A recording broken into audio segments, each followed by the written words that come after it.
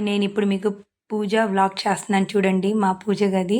ఇది నేను ఈ గుమ్మంకేసినటివి అమెజాన్‌లో తీసుకున్నాను. అవి ఏనుగులవి చాలా బావుంటాయి. ఇంకోటి నాకు థర్స్‌డే అయితే చాలా స్పెషల్. ఎందుకంటే నాకు బాబా అంటే చాలా ఇష్టము. ఆ రోజు వీలైనంత మటుకు కంపల్సరీగా నేను దీపం పెట్టి పూజ చేసుకుంటాను. ఇవాళ ఈవినింగ్ మంచిగా పూలన్నీ తెచ్చుకొని బాబాకి మల్లెపూలంటే చాలా ఇష్టం గదా! మంచిగా అలంకరించి ఇంకా చపాతీలంటే చాలా ఇష్టం కాబట్టి చపాతీలు నైవేద్యంగా పెట్టాను. ఇంకా ఈ పెద్ద ఫోటో బాబాది నాకు గృహప్రవేశం అప్పుడు నన్ను వదిన అని పిలుస్తారు. మా తమ్ముళ్ళు గిఫ్ట్‌గా ఇచ్చారు. నాకు ఆ ఫోటో అంటే చాలా ఇష్టము. బాబాది మనల్ని చూస్తూ నవ్వుతున్నట్టు అనిపిస్తాడు.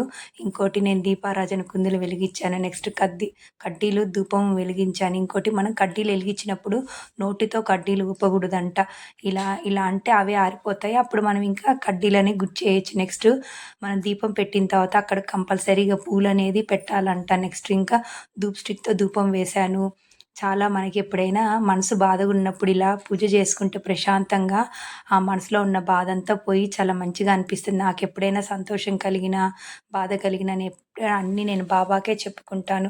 ఇంకోటి ఇలా పూజ చేయడం వల్ల మనకు మనశ్శాంతి అనేది చాలా బావుంటుంది. ఇంకా నేను పూజ చేశాక మా పెద్ద పాప గూడా వచ్చి తను గూడా దండం పెట్టుకొని పూజ చేసింది. మీకు గనక ఈ వీడియో నచ్చితే లైక్ చేయండి, సబ్స్క్రైబ్ చేసుకోండి. బాయ్.